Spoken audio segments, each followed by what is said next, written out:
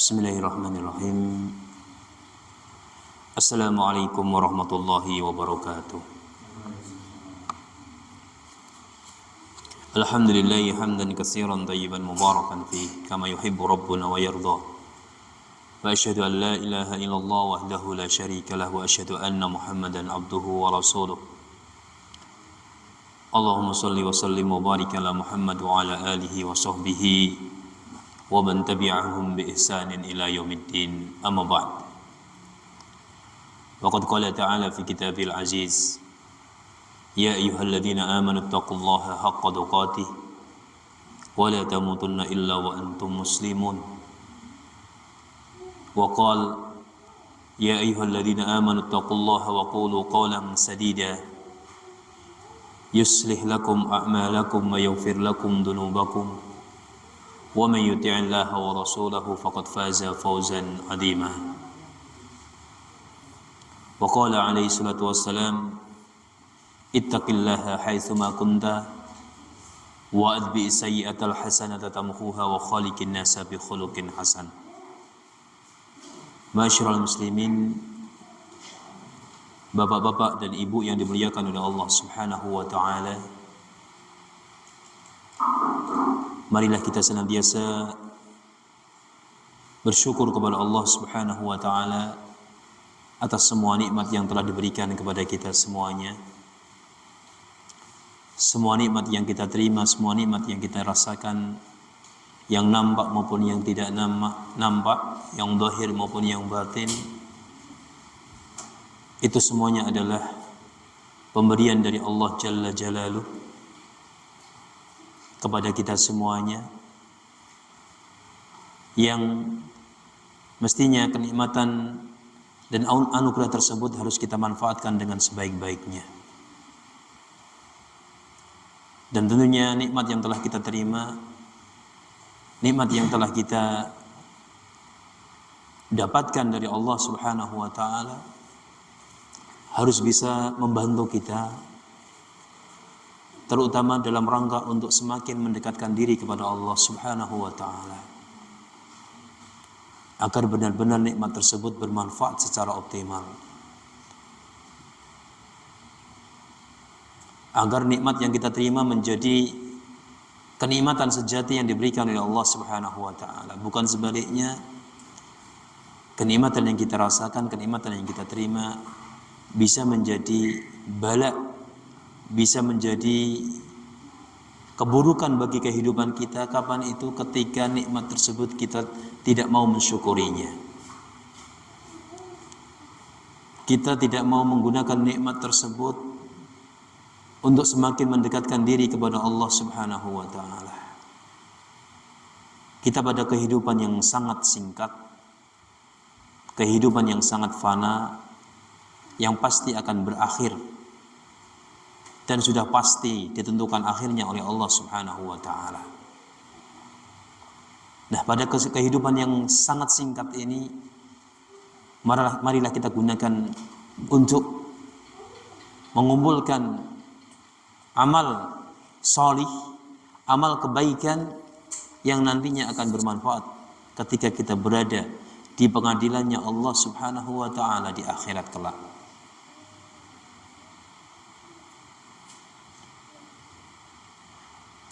Ma la yanfa'u malun wala banun illa man atallaha biqalbin salim, kata Allah Subhanahu wa taala.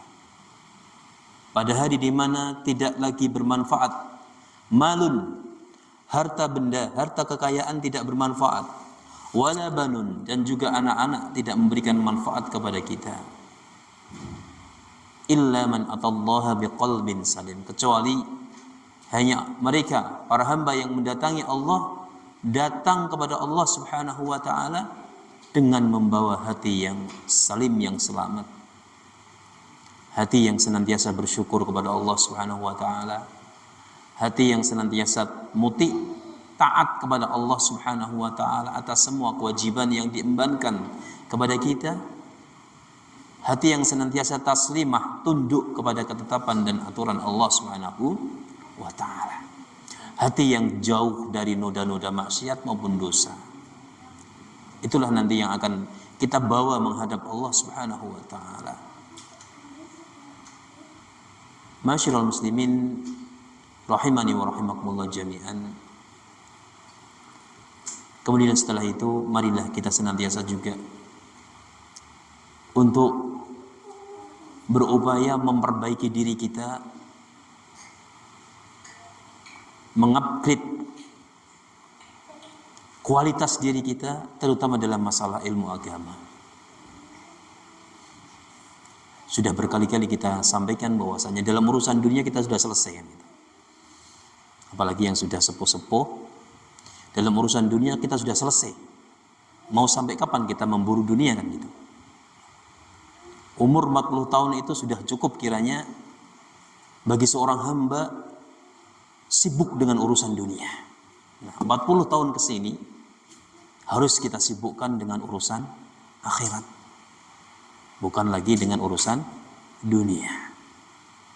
Salah satu di antaranya adalah dengan terus belajar ilmu agama, terutama hal-hal yang berkaitan dengan kewajiban kita sebagai hamba Allah Subhanahu wa taala. Belajar tentang yang menyangkut dengan kewajiban-kewajiban kita, yakni tata cara sholat yang sesuai dengan petunjuknya Rasulullah Sallallahu Alaihi Wasallam, ataupun ibadah-ibadah yang lain yang dituntunkan oleh Rasulullah Sallallahu Alaihi Wasallam, harus kita belajar. Entah dengan menghadiri majelis-majelis ilmu ataupun dengan banyak membaca buku-buku yang bermanfaat, yang bisa mengupgrade, menambah kualitas keislaman kita, menambah kualitas keimanan kita kepada Allah Subhanahu wa taala.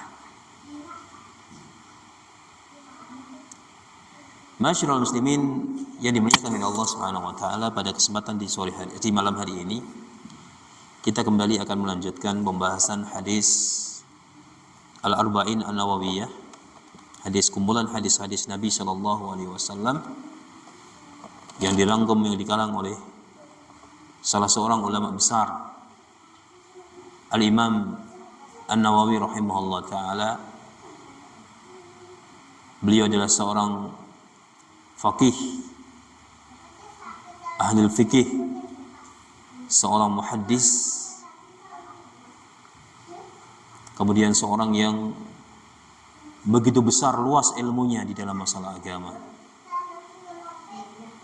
dan memberikan peninggalan yang sangat berharga, yakni salah satu di antaranya adalah kumpulan 40 hadis yang beliau tulis yang berkaitan dengan syariat Islam, berkaitan dengan apapun dalam kehidupan syariat Islam. Dan pertemuan terakhir kita sudah sampai pada hadis yang ketiga, ya. Hadis yang ketiga, sebuah hadis yang berasal dari Abu Abdurrahman Abdullah ibnu Umar ibnu Khattab radhiyallahu taala anhu maqala sami'tu Nabiyya sallallahu alaihi wasallam yaqul sami'tu Nabiyya sallallahu alaihi wa ala alihi wasallam yaqul buniyal islamu ala khamsin. Islam itu dibangun di atas 5 pondasi, 5 dasar. Syahadati alla ilaha illallah wa anna Muhammadar Rasulullah. Pondasi yang pertama, dasar yang pertama adalah persaksian bahwasanya tidak ada ilah yang berhak untuk disembah, Tuhan yang berhak untuk diibadahi kecuali hanya Allah Subhanahu wa taala, dan persaksian bahwasanya Muhammad itu adalah utusan Allah Subhanahu wa taala. Ini pondasi yang paling utama. Syahadat, persaksian tentang keesaan Allah Subhanahu wa taala dalam peribadahan, dan persaksian bahwasanya Muhammad itu adalah hamba dan utusan Allah Subhanahu wa taala. Kemarin kita sudah sampaikan bahwasanya landasan yang pertama ini menjadi penentu dari landasan-landasan berikutnya. Jadi persaksian kita, ikrar kita, syahadat la ilaha illallah wa anna Muhammadar Rasulullah, itu menjadi faktor penentu untuk landasan-landasan berikutnya. Baik dan buruknya landasan-landasan berikutnya itu tergantung pada kebaikan dan buruknya landasan yang paling utama, yakni landasan tauhid. Mentauhidkan Allah Subhanahu wa taala di dalam apa? Beribadah kepadanya. Yakni persaksian tidak ada sesembahan yang berhak untuk diibadahi kecuali hanya Allah, dan persaksian bahwasanya Muhammad itu adalah utusan Allah Subhanahu wa ta'ala. Nah, persaksian ini dikatakan bahwasanya tidaklah diterima amalan-amalan seorang hamba dalam agama Islam kecuali dia pertama kali harus bersyahadat, harus mengikrarkan apa? Kalimat tauhid, la ilaha illallah wa anna muhammadar, asyhadu an la ilaha illallah wa asyhadu anna muhammadar rasulullah. Harus ikrar dulu itu. Barulah setelah dia seorang hamba mengikrarkan kalimat tauhid ini, barulah amalan-amalannya akan diterima oleh Allah Subhanahu wa taala. Sebanyak apapun, sebagus apapun amalan yang dikerjakan oleh seorang hamba, manakala dia tidak mengikrarkan kalimat tauhid ini, niscaya Allah tidak akan terima amalannya.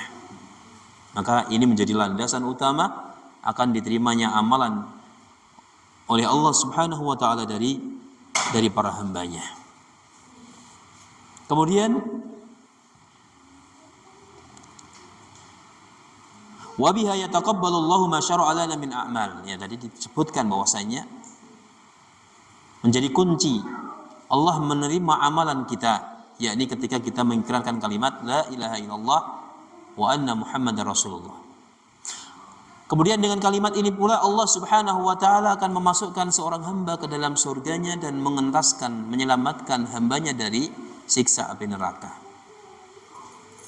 Allah Subhanahu wa taala kemarin sudah berfirman, kita sudah sampaikan, berfirman, innal ladzina kadzdzabu bi ayatina. Sesungguhnya orang-orang yang mendustakan ayat-ayat kami Allah Subhanahu wa taala, wastakbaru anha, dan sombong dari ayat-ayat kami, artinya tidak mengambil perhatian dari ayat-ayat kami. La tufattahu lahum abwabus samai wa la yadkhulunal jannah. Dia tidak akan dibukakan pintu-pintu rahmat langit oleh Allah Subhanahu wa taala. Kemudian juga dia tidak akan masuk ke dalam surganya Allah Subhanahu wa taala. Bagi siapa? Orang-orang yang mendustakan ayat-ayat Allah, orang-orang yang bersikap sombong dari peringatan-peringatan Allah Subhanahu wa taala. Hatta yalijal jamalu fi sammil khiyat, sampai diumpamakan anak unta itu bisa masuk ke dalam lubang jarum. Artinya apa? Artinya seorang yang mendustakan ayat-ayat Allah ini, orang yang bersikap sombong dari ayat-ayat Allah ini, selamanya tidak akan masuk surga sampai ada seekor anak unta bisa masuk ke lubang jarum. Ini permisalan yang mustahil kan gitu, memberikan permisalan yang mustahil. Allah memberikan permisalan yang mustahil terjadi kepada manusia. Sampai kapanpun tidak akan terjadi. Ya. Artinya orang yang tadi mereka tidak mempercayai ayat-ayat Allah, mereka percaya tapi bersikap sombong, tidak mengambil ayat-ayat Allah sebagai peringatan, sebagai petunjuk jalan hidup, tidak mengindahkan rambu-rambu syariat Islam dari ayat-ayat Allah tersebut, maka yang pertama tidak akan dibukakan pintu-pintu rahmat baginya di langit. Dulu pernah kita sampaikan bagaimana kondisi seorang hamba ketika meninggal dunia. Orang yang baik, orang yang muslim, orang yang beriman kepada Allah Subhanahu wa taala meninggal dunia dalam kondisi yang lancar, seperti air yang keluar dari kendi. Jadi ruh keluar dari jasadnya itu ibarat air yang keluar dari kendi, sangat lancar. Ya. Tetapi bagi orang yang fajir, orang yang tidak beriman kepada Allah, diumpamakan ruh keluar dari jasad itu seakan-akan sebuah kapas yang dia itu tersangkut jeruji besi, melewati jalan saluran yang di situ ada jeruji besi. Jadi tersangkut seperti itu, mengerikan. Ini sangat sakit. Itu ibarat Ibaratnya orang yang meninggal dunia dalam kondisi mereka itu ingkar kepada Allah, tidak mau beriman kepada Allah. Belum lagi ketika mereka sudah keluar dari jasad, ruhnya, ya, bagi orang yang beriman, rohnya akan segera ditangkap oleh para malaikat di atas langit. Dibukakan pintu-pintu langit. Ya, dikenali oleh para malaikat, oh, ini si fulan, orang yang baik, orang yang bertakwa kepada Allah, orang yang salih. Ya, kemudian ditempatkan pada tempat yang sangat tinggi di sisi Allah Subhanahu wa taala. Berbeda dengan orang-orang yang fajir, orang-orang yang buruk, orang-orang yang tidak mengindahkan syariat-syariat Allah. Ya, ketika ditanya siapa ini yang datang kepada kita, oh ini adalah fulan bin fulan, ya, namanya ini, anaknya ini, gitu. Para malaikat tahu bahwasanya ini adalah orang yang buruk semasa di dunia, maka pintu langit tidak dibuka untuk mereka, untuk orang ini, untuk jasad, untuk apa, ruh ini. Akhirnya ruh ini pun dikembalikan ke bumi, ditempatkan pada posisi yang sangat rendah. Ini kondisi orang yang tidak mau mengindahkan ayat-ayat Allah Subhanahu wa taala. La tufattahu lahum abwabus sama, tidak akan dibukakan bagi mereka pintu-pintu langit. Kemudian wala yadkhulunal jannah, tidak akan pernah masuk surga. Wa kadzalika najzil mujrimin, begitulah kami memberikan balasan kepada orang-orang yang berdosa kepada Allah Subhanahu wa taala. Ya.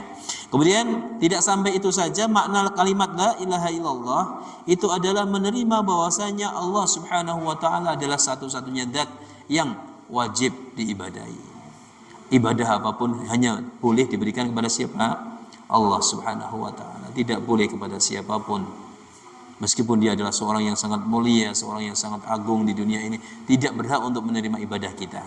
Yang berhak adalah Allah. Sampai pun para malaikat yang mulia, yang muqarrabun, kata Allah Subhanahu wa taala, para malaikat yang dekat posisinya dengan Allah tidak berhak untuk kita sembah, tidak berhak untuk kita minta pertolongan, berdoa kepadanya, tidak berhak.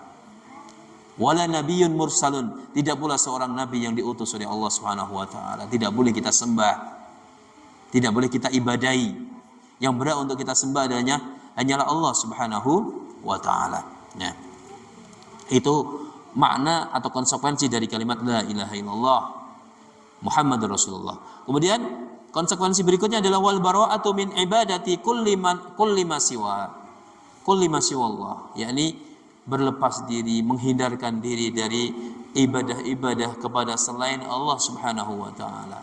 Tidak ikut campur ketika ada orang beribadah kepada selain Allah, tidak membantu, tidak peduli, artinya tidak memberikan support apapun, berlepas diri. Itu karena itu adalah sesuatu yang buruk, sesuatu yang dilanggar, sesuatu yang dilarang oleh syariat Islam, maka tidak boleh kita ikut serta di dalamnya. Itu namanya al-bara'ah. Ya, menarik diri dari orang-orang yang berbuat menyekutukan Allah Subhanahu wa taala. Kemudian makna Muhammad Rasulullah adalah persaksian bagi Rasul kita Muhammad sallallahu alaihi wasallam bahwa beliau adalah seorang yang diutus oleh Allah Subhanahu wa taala. Benar-benar Muhammad itu adalah utusan Allah. Tidak ada keraguan lagi bahwasanya baginda Rasulullah merupakan utusan dari Allah Subhanahu wa taala. Tajibu mahabbatuhu, kita juga wajib mencintai Rasulullah sallallahu alaihi wasallam, tidak hanya di mulut kita saja. Tapi salah satu bentuk kita mencintai Rasulullah adalah kita mengikuti ajaran Rasulullah sallallahu alaihi wasallam, menghidupkan sunnah-sunnah beliau. Itu diantara bentuk cinta kita kepada baginda Rasulullah Muhammad sallallahu alaihi wasallam. Tidak menodai syariat beliau dengan hal-hal yang tidak pernah disyariatkan oleh Rasulullah sallallahu alaihi wasallam, berupa amalan-amalan apapun yang tidak pernah diberikan contohnya oleh Rasulullah Muhammad sallallahu alaihi wasallam, maka harus kita jauhi, harus kita tinggalkan. Ya. Kemudian wa ta'atuhu fima amara, senantiasa taat kepada perintah Rasulullah sallallahu alaihi wasallam. Apapun yang diperintahkan oleh Rasulullah, kita sami'na wa ata'na. Kita mendengar, kita taat, kita laksanakan apa yang diperintahkan oleh Rasulullah Shallallahu Alaihi Wasallam sesuai dengan kadar kemampuan kita masing-masing. Kemudian watasdiquhu fima akhbar, selalu membenarkan apapun yang diperintah, apapun yang dikabarkan oleh baginda Rasulullah Muhammad Shallallahu Alaihi Wasallam, apapun itu, dari perkara yang gaib, perkara yang akan datang atau perkara yang sudah berlalu, itu wajib kita benarkan, wajib kita percayai 100%, bahkan 1000% kalau bisa. Sepanjang kabar yang berasal dari Rasulullah Shallallahu Alaihi Wasallam itu benar. Ya, sepanjang kabar yang berasal dari Rasulullah Shallallahu Alaihi Wasallam itu benar, sahih, maka harus kita benarkan. Ya. Wa alla yuqaddima ala qaulihi qaulun, tidak mendahulukan ucapan seorang pun sebelum ucapan Rasulullah Muhammad Shallallahu Alaihi Wasallam. Tidak boleh kita mendahului atau mendahulukan ucapan selain Rasulullah Shallallahu Alaihi Wasallam. Ketika Rasulullah Shallallahu Alaihi Wasallam mengatakan ini, kemudian ada orang mengatakan itu, kalau kita mendahulukan ucapan orang dengan mengikuti ucapan itu, ya, ini namanya kita telah berbuat tidak baik kepada Rasulullah Muhammad Shallallahu Alaihi Wasallam. Dan itu adab yang tidak baik kepada Rasulullah Shallallahu Alaihi Wasallam. Walaupun dia adalah seorang yang kita hormati di dunia ini, walaupun dia guru kita misalkan, walaupun dia adalah orang yang menurut manusia itu adalah orang yang baik, tetapi ketika ucapan maupun perbuatannya tidak sesuai dengan contoh dari teladan mulia Rasulullah Muhammad SAW, maka tidak wajib untuk kita ikuti. Yang harus kita ikuti adalah Rasulullah SAW. Karena Rasulullah mengatakan wa khairul huda huda Muhammadin SAW. Sebaik-baik petunjuk adalah petunjuknya Nabi kita Muhammad Sallallahu Alaihi Wasallam. Ya, ini salah satu bentuk konsekuensi dari syahadat asyhadu anna Muhammadar Rasulullah. Ya, mempersaksikan bahwasanya Muhammad itu adalah utusan Allah. Selalu mendahulukan ucapan Rasulullah daripada ucapan-ucapan selain Rasulullah Muhammad Sallallahu Alaihi Wasallam. Ya. Kemudian yang kedua, pondasi yang kedua. Jadi intinya pondasi yang pertama itu menjadi patokan yang bisa menjadikan pondasi-pondasi setelahnya itu benar atau salah. Kalau pondasi utamanya sudah salah, maka pondasi kedua sampai kelima juga salah. Apa pondasi pertama tadi? Syahadat asyhadu an la ilaha illallah wa anna Muhammadar Rasulullah. Ya. Itu pondasi utama bagi agama Islam. Kemudian pondasi yang kedua, sanian as-salatu. Ya. Pondasi yang kedua adalah Islam dibangun di atas pondasi atau dasar salat. Ya. Salat merupakan tali penghubung antara seorang hamba dengan Allah Subhanahu wa taala. Maka bagi kita wajib untuk mengerjakan salat 5 waktu dalam sehari semalam, yang jumlah rakaatnya adalah 17 rakaat. Itu adalah suatu keniscayaan, suatu kewajiban yang bagi seorang muslim yang tidak boleh ditinggal. Ya, apapun kondisinya, tidak boleh meninggalkan salat. Ya. Dan kita diwajibkan untuk mengerjakan salat ini sesuai dengan petunjuknya baginda Rasulullah Muhammad SAW. Rasul kita Muhammad pernah mengatakan, "Shallu kama ra'aitumuni usolli." Salatlah kalian sebagaimana kalian melihatku salat. Dari niat, dari takbiratul ihram sampai salam, sebisa mungkin kita ikut tata caranya Rasulullah Muhammad SAW. Ya. Bagaimana untuk mengetahui? Belajar, baca buku. Ya. Bagaimana tata cara Rasulullah Sallallahu Alaihi Wasallam beribadah? Bagaimana Rasulullah Sallallahu Alaihi Wasallam sholat? Sudah dituntunkan oleh beliau Sallallahu Alaihi Wasallam. Kita tinggal ngambil contoh dari beliau tanpa harus membuat lagi aturannya, tanpa harus menambah lagi aturannya. ataupun mengurangi lagi aturan yang telah digariskan oleh Rasulullah Shallallahu Alaihi Wasallam. Intinya beribadah itu sebisa mungkin dan harus mengikuti petunjuknya Rasulullah Muhammad Shallallahu Alaihi Wasallam. Aflaha man addaha bi khusyu'in wa ikhbatin wa khudu'in. Maka orang yang mengerjakan salat dengan khusyuk, ini juga menjadi kewajiban. Mengerjakan salat dengan tumakninah, ya, perlu kita sampaikan, karena masalah tumakninah ini kebanyakan kaum muslimin kurang memperhatikan masalah tumakninah. Jadi salat itu harus berhenti. Ketika rukuk benar-benar berhenti. Ya, ketika rukuk itu tubuh punggung benar-benar tegak lurus dengan kaki. Dan benar-benar kita rasakan kita itu benar-benar nyaman ketika rukuk. Jangan baru mau rukuk terus diangkat, namanya tidak tumakninah. Sujud juga demikian. Ketika sujud pun kita benar-benar merasakan tumakninah. Ketika tangan benar-benar tangan sudah neplek ke tanah, ke lantai. Dahi juga sudah benar-benar menempel pada lantai. Kedua lutut juga demikian. Benar-benar intinya sudah diam, ya.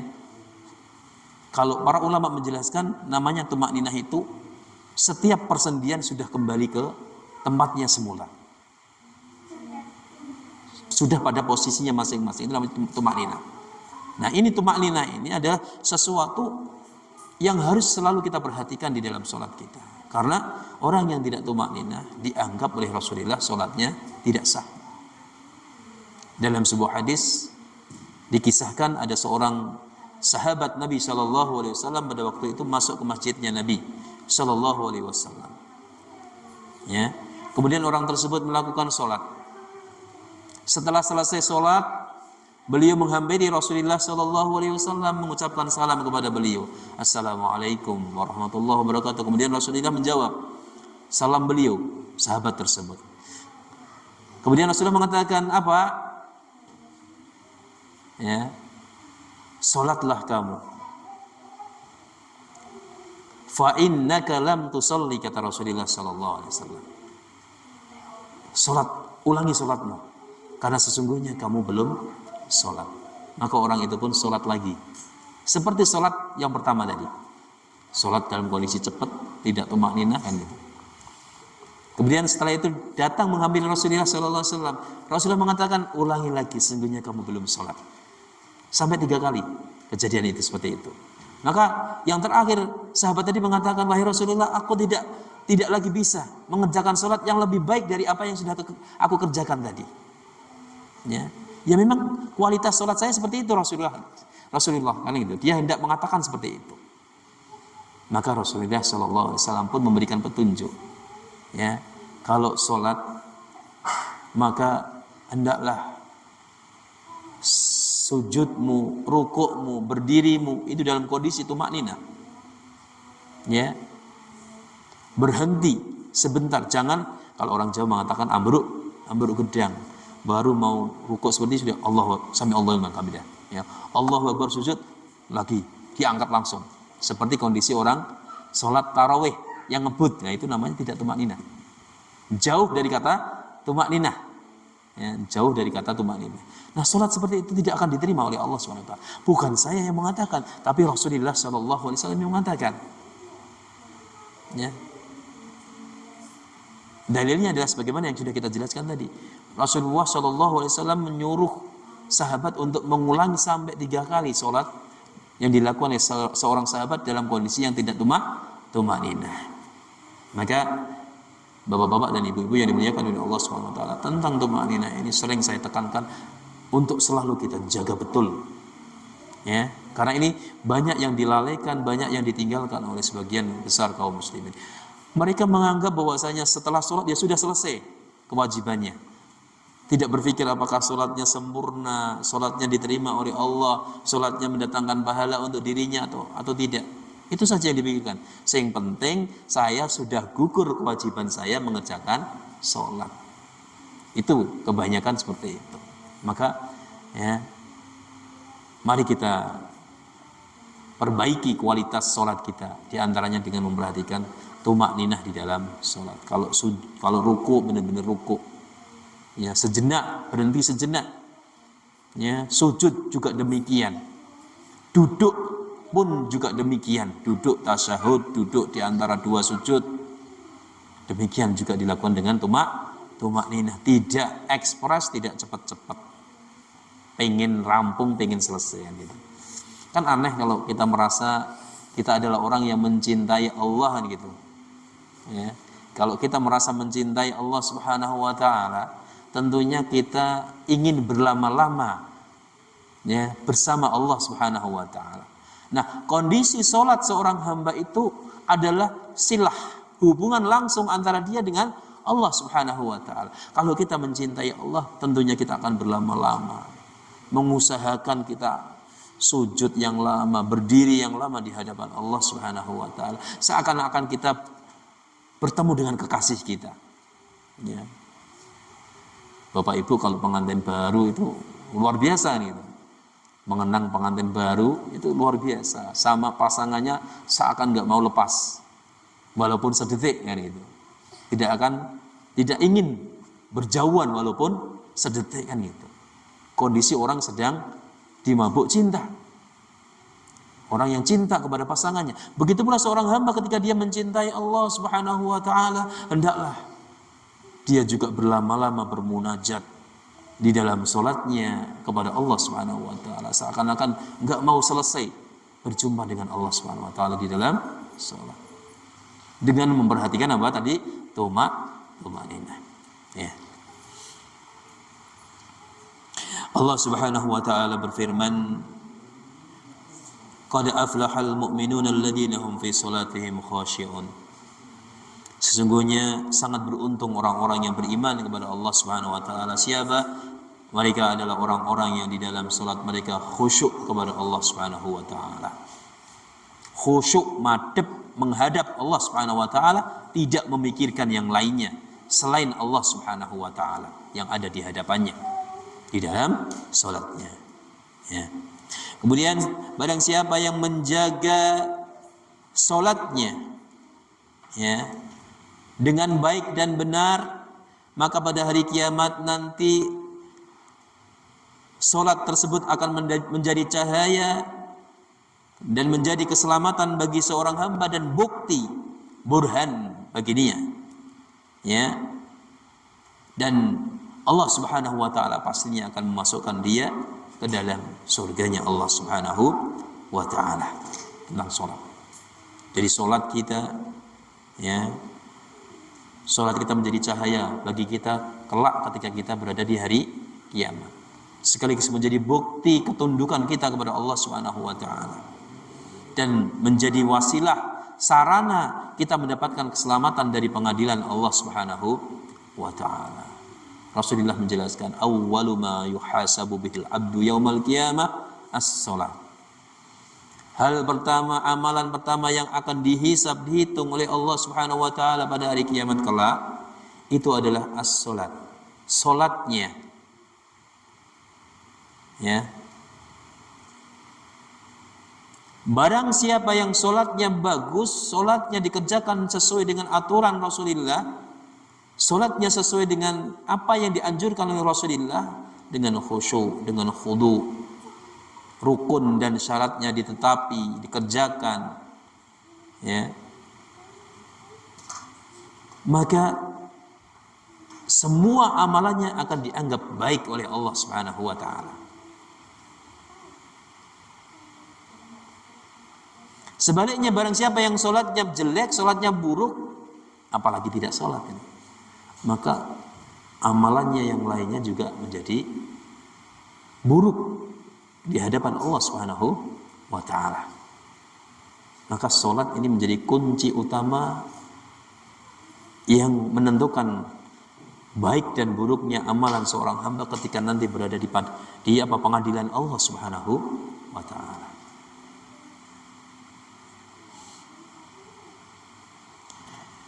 Kemudian ma'asyiral muslimin rahimani wa rahimakumullah jami'an,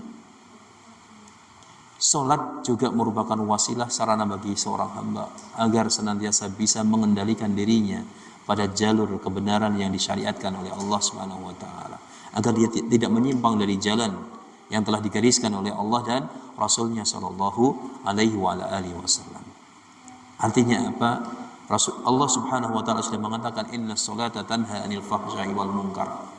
Sesungguhnya solat yang dilakukan oleh seorang hamba itu akan mencegah dirinya dari perbuatan fahsya, perbuatan keji, perbuatan tidak baik, wal munkar, perbuatan yang buruk, apapun itu. Maka ketika solat seorang hamba itu dikerjakan, ditunaikan dengan sempurna, dengan baik, sesuai dengan syarat-syaratnya, sesuai dengan rukun-rukunnya, dikerjakan semua, maka manfaatnya adalah kita terjaga, bisa menjaga diri kita dari perbuatan buruk dan munkar. Makanya banyak sekali orang yang mengerjakan sholat tapi belum bisa terbebas dari perbuatan keji dan munkar. Nah, berarti perlu dikoreksi sholatnya, perlu lagi diperbaiki sholatnya. Dari sisi mana dia salah di dalam sholatnya?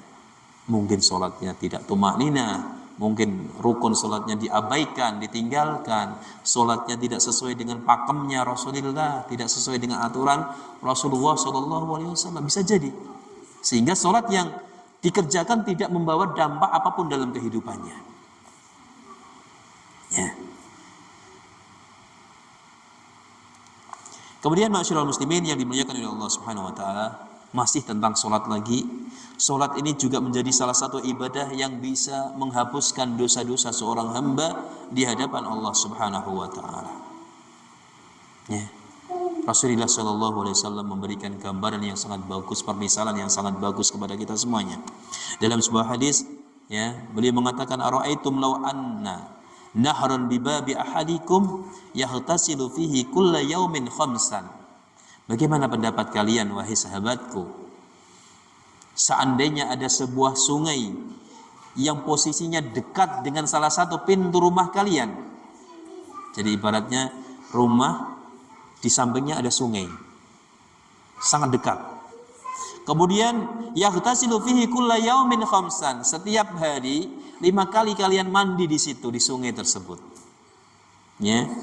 Mata qulu dzalika yabqa min darani, apakah akan tersisa kotoran yang melekat pada tubuh orang tersebut ketika dia sudah mandi 5 kali, ya, dalam sehari di sungai tersebut? Maka para sahabat mengatakan, la yabqa min daranihi syai'an, tidak akan ada kotoran sedikit pun yang menempel pada tubuh orang tersebut.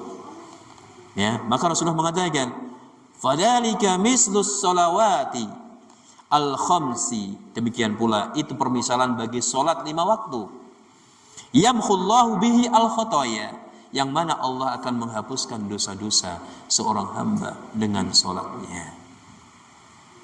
Ibaratnya kita mandi dalam sehari 5 kali pasti sangat bersih kan gitu.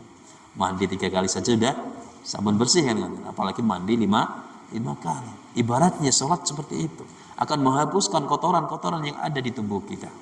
Dosa-dosa kita akan berguguran karena salat yang kita kerjakan. Ya. Rasulullah dalam hadisnya yang lain mengatakan, as-sholawatu ilal sholawati, ya, dari salat satu, as-sholatu ila sholati, ya, tukaffiru ma bainahuma, ya, akan menghapuskan dosa-dosa di antara waktu keduanya, antara maghrib sampai isya, akan dihapuskan dosanya oleh Allah Subhanahu wa taala ketika ditegakkan salat dengan baik dan benar. Antara isya dengan subuh, antara kedua waktu tersebut Allah berjanji untuk menggugurkan dosa-dosa kita kalau kita salat dengan baik dan benar. Antara subuh dengan duhur juga seperti itu, dijanjikan akan dilebur dosa-dosa kita, yakni dosa-dosa kecil kita, oleh Allah Subhanahu wa taala. Bagaimana pendapat kita ketika kita secara sempurna mengerjakan salat 5 waktu sesuai dengan tuntunan Rasulullah Shallallahu alaihi wasallam? Tentu akan bersih dosa-dosa kecil kita, dibersihkan langsung oleh Allah Subhanahu wa taala dengan perantaraan apa? Dengan perantaraan salat yang kita kerjakan. Makanya salat menggugurkan, bisa menggugurkan apa? Dosa-dosa kecil dari seorang hamba. Ya. Masyaallah muslimin rahimani wa rahimakumullah jami'an. Sambung Isya. Sambung Isya. Sudah. Azan dulu atau? Ya. Lanjut sebentar ya. Ya. Masyiral muslimin rahimani wa rahimakumullah jami'an.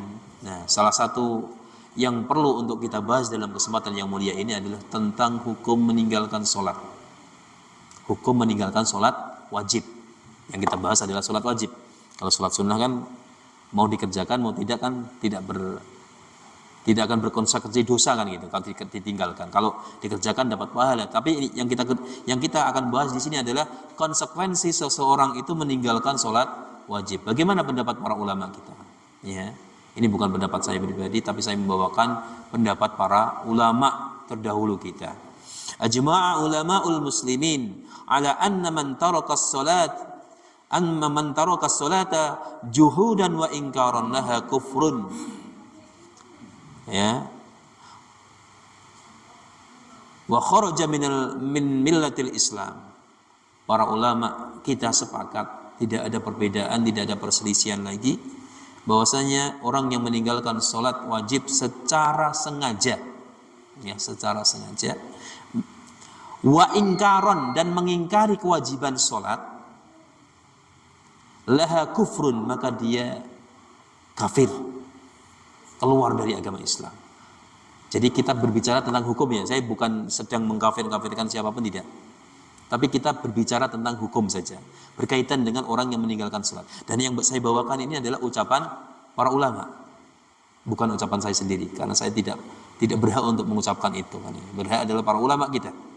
Ya, orang yang dengan sengaja meninggalkan sholat wajib yang 5 waktu dan mengingkari kewajiban sholat, maka dihukumi keluar dari agama Islam, kafir, ya, keluar dari agama Islam. Jadi ini bukan ekstrim, bukan pengajiannya ekstrim, enggak. Ini saya sedang berbicara hukum, ya, sedang berbicara hukum, dan yang saya sampaikan adalah pendapatnya para ulama kita, bukan pendapat saya pribadi. Qala Ibnu Abdul Bar mengatakan ajma'al muslimun ala anna jahada fardhas salati kafirun yuqtalu illam yatub min kufrihi dzalik. Ya, Ibnu Abdul Bar, beliau adalah seorang ulama besar. Beliau mengatakan kaum muslimin sudah sepakat barang siapa yang jahada, mengingkari wajibnya salat, ya, kewajiban salat, maka dia adalah kafir. Yuqtalu, hukumnya dibunuh kalau dia tidak bertobat. Ini kalau kita berbicara tentang hukum ini pada pemerintahan yang memberlakukan hukum Islam. Karena beliau berbicara waktu itu hukumnya hukum Islam yang dipakai. Kalau hukum di negara kita ya lain lagi kan itu. Disesuaikan dengan hukum negaranya masing-masing. Yang sedang kita bicarakan adalah hukum sesuai dengan syariat Islam. Wa mimman naqala al-ijma'a Ibnu Qudamah fil Mughni wa Syaukani fi Nailil Awtar. Di antara pendapat ini yang dibawakan oleh siapa? Al-Imam Ibnu Qudamah, Imam Asy-Syaukani juga berpendapat seperti itu. Ya, orang yang dengan sengaja mengingkari kewajiban sholat maka hukumnya kafir. Ini sengaja ya, sengaja. Kemudian wastasna asy-Syafi'iyyah wal Hanabilah min dzalika man anqaraha jahilan liqurbi ahdihi bil Islam aw nahwihi falaysa murtaddan. Dan Imam Syafi'iyah dan Hanabil, ya, pengikut Imam Syafi'i, pengikut Imam Hambali, ya, Imam Ahmad bin Hanbal, bahwasanya barang siapa yang mengingkari kewajiban sholat karena bodoh, belum tahu hukumnya, ya, karena dia baru masuk Islam misalkan, belum ada pengajaran tentang Islam atau semisalnya, maka dia tidak dikatakan sebagai orang yang murtad, tidak dikatakan sebagai orang yang keluar dari agama Islam. Bal yu'arrafu al-wujub, bahkan dikenalkan dengan kewajiban yang mulia ini, diajarkan tentang sholat kalau dia tidak tahu hukumnya. Fa in ada ba'da dzalika sara murtaddan. Kalau sudah tahu, sudah diajari sholat dengan benar, sudah diajarkan tentang hukum sholat, meninggalkan sholat hukumnya begini, konsekuensinya begini, dia sudah tahu hukumnya, kok masih meninggalkan, baru dihukumi keluar dari agama Islam. Ini sepakat para ulama seperti itu. Ya, dengan syarat sengaja dan mengingkari hukum sholat wajib. Kemudian yang mereka berbeda pendapat para ulama kita adalah bagaimana kondisi orang yang meninggalkan sholat wajib dalam kondisi malas, kan gitu. Biasanya kan sering kita malas kan ya. Karena mungkin capek, kadang sampai malas untuk bangun, sampai terlewat waktunya kan gitu. Kadang-kadang seperti itu kan, karena capek pulang kerja ya, malam kemudian sampai isya belum sholat ya, sampai kemalaman. Kadang-kadang seperti itu karena sibuk atau karena malas. Maka para ulama berbeda pendapat ya, tanpa udzur yang dibenarkan oleh agama Islam, maka para ulama berbeda pendapat. Faminhum man dhahaba ilal qawli bitakfirihi. Pendapat pertama mengatakan bahwasanya tetap dihukumi apa? Kufur, kafir. Ya. Ya, tetap dihukumi kafir kalau dia seperti itu. Kemudian pendapat yang kedua, minhum man dhahaba ilal qawli bi fusuqihi. Hanya di antara para ulama hanya berpendapat fasik saja, buruk saja. Seorang tetap muslim tapi muslim yang jelek, kan gitu. Tidak keluar dari agama Islam. Nah, tidak dikafirkan, tidak keluar dari agama Islam. Ini pendapat yang dianut oleh sebagian besar para ulama kita. Sepanjang dia masih meyakini kewajiban sholat, tidak mengingkari kewajiban sholat, adapun dia meninggalkan sholat karena malas, karena sibuk misalkan, menyepelekan misalkan, tapi dalam hatinya masih meyakini bahwasanya sholat itu adalah syariat Islam yang harus dilakukan kan gitu. Maka dia hanya dihukumi sebagai orang yang fasik, orang yang buruk saja, tidak keluar dari agama Islam. Jadi pendapat yang kuat di antara para ulama kita, tidak dihukumi sebagai hukum kafir. Demikian ya. Ini berkaitan dengan sholat kita, ya, sholat kita. Ma'asyiral muslimin rahimani wa rahimakumullah jami'an, ya. Yang terakhir adalah tentang sholat ini, ya. Yang harus benar-benar kita perhatikan adalah kita mengerjakan sholat harus sesuai dengan apa yang dicontohkan oleh Rasulullah Muhammad SAW. Sebagaimana yang sudah kita sampaikan tadi, sallu kama ra'aitumuni usolli. Sholatlah kalian sebagaimana kalian melihatku sholat, kata Rasulullah. Kita tidak mungkin melihat sholatnya Rasulullah secara langsung, tapi kita bisa membaca aturan-aturan sholat yang tertuang dalam hadis-hadis Rasulullah SAW. Bagaimana Rasulullah sholat melakukan sholat, bagaimana takbiratul ihramnya Rasulullah, bagaimana sedekapnya Rasulullah, bagaimana bacaan-bacaan sholatnya Rasulullah, bagaimana rukuknya, bagaimana sujudnya beliau, bagaimana beliau mengakhiri sholat. Semuanya sudah diterangkan secara detail oleh Rasulullah SAW. Tinggal kita mengambil tata caranya, ya. Sebisa mungkin, semaksimal mungkin kita contoh benar-benar, ibaratnya copy paste. Benar-benar apa yang dilakukan Rasulullah kita lakukan. Apa yang tidak dilakukan Rasulullah dalam sholatnya tidak usah kita lakukan. Karena Rasulullah mengatakan sallu kama ra'aitumuni usolli. Salatlah kalian sebagaimana aku mengerjakan salat. Artinya kita tidak boleh menambah-nambah, tidak boleh mengurangi apa yang telah dilakukan oleh Rasulullah sallallahu alaihi wa ala alihi wasallam. Maka ketika kita mengikuti ajaran Rasulullah dalam salat kita, maka insyaallah salat kita akan menjadi salat yang sempurna, dan salat kita akan diterima oleh Allah Subhanahu wa taala, yang akhirnya salat tersebut akan menjadikan kita sebagai hamba-hamba yang beruntung tadi, hamba-hamba yang diampuni dosanya oleh Allah, hamba-hamba yang mendapatkan perisai dari perbuatan keji dan mungkar ketika kita sudah menjalankan salat sesuai dengan ajaran Rasulullah Muhammad sallallahu alaihi wa ala alihi wasallam. Karena kadang-kadang ya saya sendiri juga seperti itu waktu itu. Waktu dulu karena belum tahu, belum bisa mengetahui mana yang benar-benar ajaran Rasulullah, mana yang bukan dari ajaran Rasulullah, maka apa yang saya lakukan? Ya sholat sesuai dengan ajaran yang diajarkan oleh orang tua saya, kan gitu. Kan gitu. Puasa juga demikian, puasanya menurut pakemnya orang tua seperti ini, ya kita ikuti kan gitu. Tapi ketika kita ada kemampuan untuk bisa membaca, bisa mempelajari sesuatu yang itu menjadi peninggalan langsung dari Rasulullah, kenapa tidak? Ya, kenapa tidak kita mengikuti ajaran Rasulullah Sallallahu Alaihi Wasallam begitu? Karena itu jaminan kebaikan, jaminan keselamatan, jaminan kebenaran ada pada Rasulullah Sallallahu Alaihi Wasallam. Ya, maka dalam sholat ini terutama kita harus mendasarkan sholat kita, mengerjakan sholat kita sesuai dengan contohnya Rasulullah Muhammad Sallallahu Alaihi wa ala alihi Wasallam. Ya, masyarul muslimin, bapak-bapak dan ibu-ibu yang dimuliakan oleh Allah Subhanahu Wa Taala, kita sampai pada pondasi yang kedua dari agama Islam, yakni tentang sholat. Ya, dan insya Allah akan kita teruskan nanti pada pondasi yang berikutnya, yakni tentang zakat. Insya Allah akan kita bahas pada pertemuan yang akan datang. Semoga Allah Subhanahu Wa Taala memberikan kemudahan kepada kita untuk terus belajar dan belajar. Ya, kita niatkan belajar ini dalam rangka untuk mencari keridhaan Allah Subhanahu Wa Taala, menghilangkan sesuatu yang menghilangkan ketidaktahuan yang ada pada diri kita selama ini.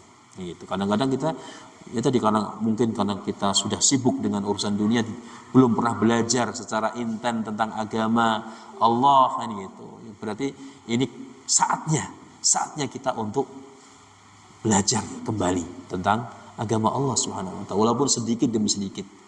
Tapi insya Allah itu akan membawa kebaikan dan keberkahan dalam kehidupan kita semuanya. Demikian Bapak Ibu yang dimuliakan oleh Allah Subhanahu wa taala, yang demikian yang bisa kita sampaikan. Kebenaran semata datangnya dari Allah Azza wa Jalla, dan apabila ada salahnya itu berasal dari kekurangan saya pribadi. Saya mohon ampun kepada Allah dan saya mohon maaf yang sebesar-besarnya kepada panjenengan semuanya.